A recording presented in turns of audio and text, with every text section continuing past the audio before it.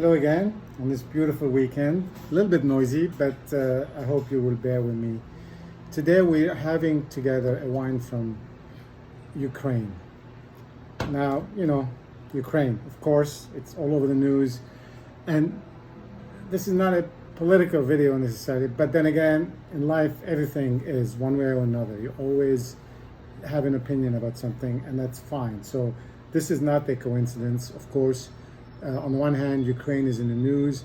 What's going on there is terrible, and I wanted to show some support for the people there and for what's going on. On the other hand, that whole region, in terms of the sort of the Caucasus and Ukraine and that part of sort of Eastern Europe, Western Asia, if you want, has been known from time immemorial for winemaking, whether it's in Georgia or Armenia or Moldova or even in Ukraine in the Odessa and Crimea region. So totally legit if you want to see in this day and age, to see if we can celebrate the life that comes out of there and not just the death that's going on right now. And so, made a little field trip to Brooklyn. Brooklyn is amazing that way. It's so diverse. You can find everything. If you find the right stores, you will find all sorts of these origins of wine, if you want. And I got some stuff that we're gonna share together over the coming weeks. It's not just a one-off. I've tried to get a sample of different things I could find.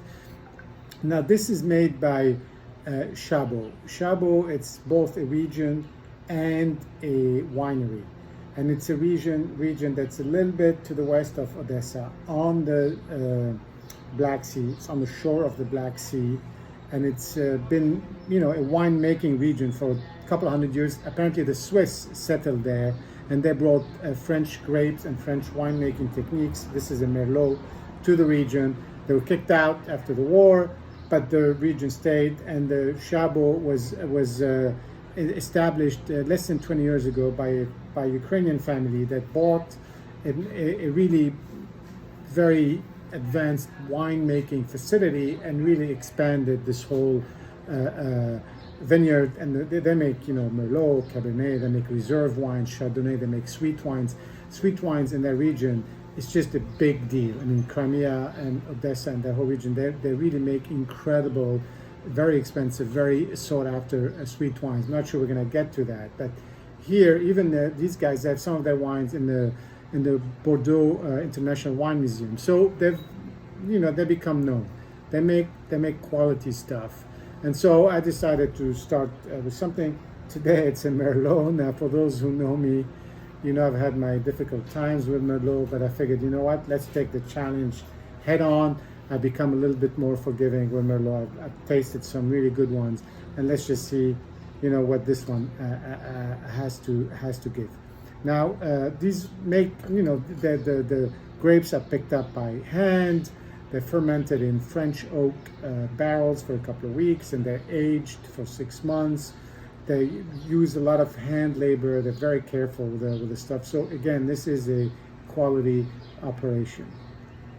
The color is very, Bordeaux-like. So really, you get that Merlot Bordeaux, which is it's a little bit lighter than the dark, Cabernet, and it's a little bit thick, the color. Now I don't know if this is filtered or not. I would think it is, but I don't know for sure. But still, the color it's got that depth to it that I really like. On the nose, I find some of the things I don't like about Merlot, but some of the things I do like. Some of the sweetness, some of the roundness is here, but also some of the spiciness comes through. So I think it's going to be an interesting combination here. This wine is just open. It's 2018. Maybe you could have used more time, but we need to try it right now. So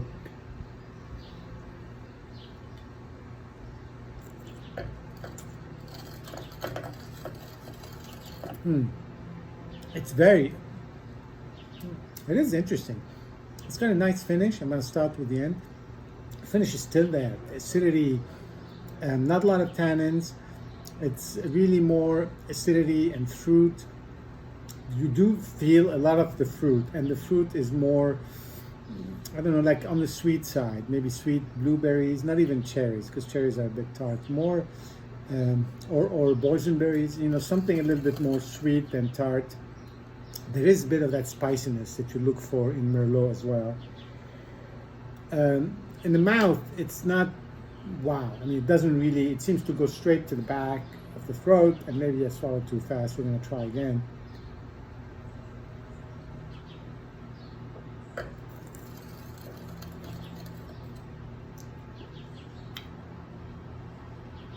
Yeah, it doesn't really develop in the mouth. Most of the impact seems to be on the back of the throat and on the finish. But that's okay. It's a simple wine by our standards, even though they're selling it as a reserve, an aged reserve, which is fine. Maybe that's what they produce there. Maybe it needs a little bit more time, but I think a little bit in the fridge, like a weekend in the summer. It's not very high alcohol, 13.5%. I mean, relatively. For the price, this is under $10, and I know we don't talk about price a lot, but this is definitely something you could think about for a barbecue or for a gathering with friends. Way better than some Merlots people buy for twice the price, and you could be supporting something really good here and a quality operation. Anyway, cheers, and we'll see everyone soon for another Ukrainian wine or other stuff.